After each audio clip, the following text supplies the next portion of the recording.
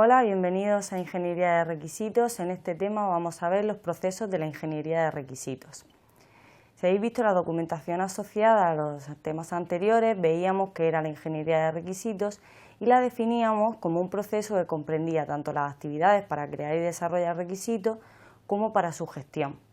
Así podemos dividir por una parte el proceso de la ingeniería de requisitos, que se encargaría de la obtención, análisis, especificación y validación del documento de requisitos, y por otra parte distinguimos la gestión de requisitos, en el cual es un proceso que comprende tanto la parte de comprensión y control de todos los requisitos y sus cambios en el sistema.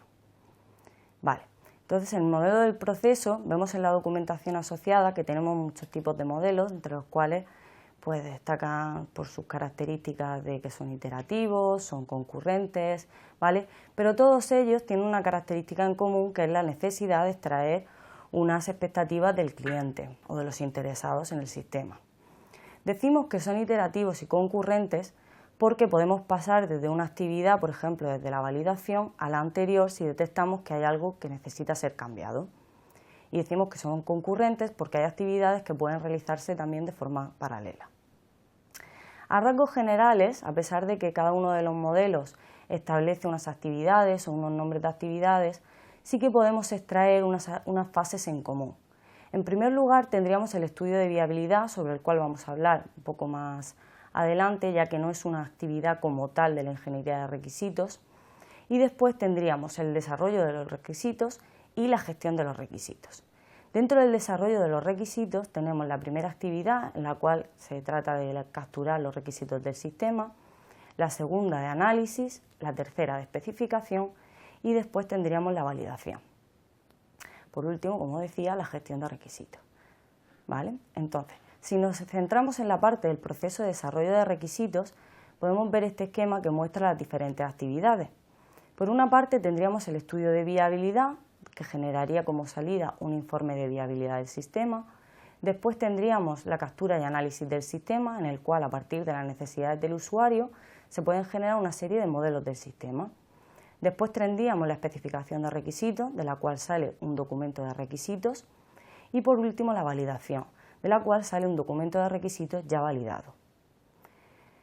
Bien, así tenemos las diferentes actividades y independientemente de cómo realicemos estas actividades o de las salidas que podamos obtener, siempre va a haber como salida un documento de requisitos. Esta no es una salida opcional, va a ser siempre una salida del proceso de ingeniería de requisitos. Bien, os decía que el estudio de viabilidad es una actividad que no forma parte como tal de la ingeniería de requisitos. Es una fase que es obligatoria en el proceso de ingeniería del software, pero que dentro de la ingeniería de requisitos puede ser o no opcional. Por tanto, la vamos a ver brevemente. El estudio de viabilidad, por tanto, es un proceso que nos permite conocer los objetivos de la organización, evaluar las tecnologías que tenemos para ver si es viable el sistema y analizar cómo se integraría con el resto de sistemas de la organización. Como entrada, ¿qué recibiría? Pues recibiría un conjunto de requisitos preliminares, una breve descripción del sistema y cómo contribuye el sistema a la organización. Como salida de esta fase tendríamos un documento, el informe de viabilidad, que nos ayudaría a decidir si continuamos o no con el proceso. Este estudio es un estudio corto y está orientado a resolver principalmente las siguientes preguntas. Primero, ¿contribuye el sistema que vamos a desarrollar a los objetivos generales de la organización?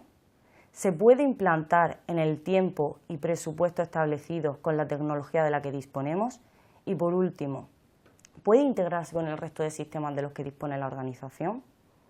Pues bien, para resolver estas preguntas tenemos algunos ejemplos que pueden ayudarnos a contestarlas, como por ejemplo preguntar ¿cómo se las arreglaría la organización si el sistema no se desarrollase? ¿Vale? Son diferentes preguntas que nos ayudan a resolver este estudio de viabilidad. Lo más importante dentro del estudio de viabilidad, sobre lo que ya hemos hablado, es los objetivos de negocio. Un sistema no solo debe ser viable dentro de las tecnologías de las que disponemos o con el presupuesto, sino que además debe de contribuir a los objetivos de negocio de la empresa. Es decir, si no tiene una utilidad o no resuelve un problema específico de la organización, no tiene sentido. El estudio de viabilidad debe ser un proceso corto, de 2 o 3 semanas como máximo.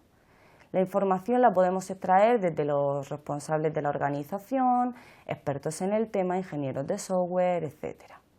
Y como salida generaremos un informe en el cual recomendamos si debemos seguir con el sistema o no y opcionalmente dar ciertas recomendaciones sobre si se deben cambiar los tiempos, el presupuesto o algún requisito especial, etc.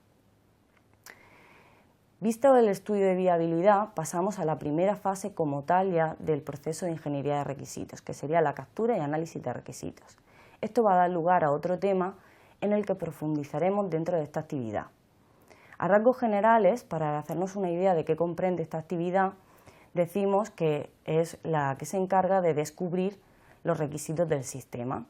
Entonces, para llevarla a cabo debemos tener en cuenta de dónde vienen esos requisitos y cómo podemos extraerlos. Daros cuenta que esta actividad es fundamentalmente humana, porque tiene que identificar a los interesados en el sistema, que a los que llamaremos stakeholders, y establece además las relaciones entre el equipo de desarrollo y los clientes. Para esta fase utilizamos diferentes técnicas de captura, como ya veréis en el tema correspondiente, que tendremos técnicas tradicionales como la entrevista o técnicas grupales como el brainstorming o el chat, etc. Después de esta actividad tenemos la especificación de requisitos. En esta actividad lo que pretendemos es obtener un documento de requisitos ya formal, revisado, evaluado y aprobado. Este documento se llama el documento de especificación de requisitos y nosotros en esta asignatura para desarrollarlo utilizaremos el estándar IECUBO 830. Como veréis, existe otro tema dedicado específicamente a esta actividad, por lo tanto profundizaremos más en ella más adelante. Después tendríamos la validación de los requisitos. Como veis, también va a dar lugar a un nuevo tema en el que profundizaremos en esta actividad. Esta actividad se encarga de asegurar que el documento que hemos generado, el documento de especificación de requisitos, hace lo que esperábamos que hiciera y por tanto responde a las necesidades del cliente. Algunas técnicas que podemos usar dentro de esta actividad son las revisiones, el prototipado, las pruebas de aceptación, etc. Una vez visto el proceso de gestión de desarrollo de requisitos, tenemos al final una última actividad que es la gestión de requisitos. No pensemos que los requisitos cambian por un fallo o por algo que se ha detectado que era erróneo, sino que los cambios en los requisitos son un proceso inherente a cualquier sistema. Pueden deberse tanto a un cambio en la estrategia del negocio, como a un cambio en la tecnología existente, como cambios en leyes o estándares, etc. Por lo tanto, los cambios son algo que deberemos de controlar durante todo el proceso de desarrollo y su posterior implantación y, por tanto, todo el ciclo de vida del software.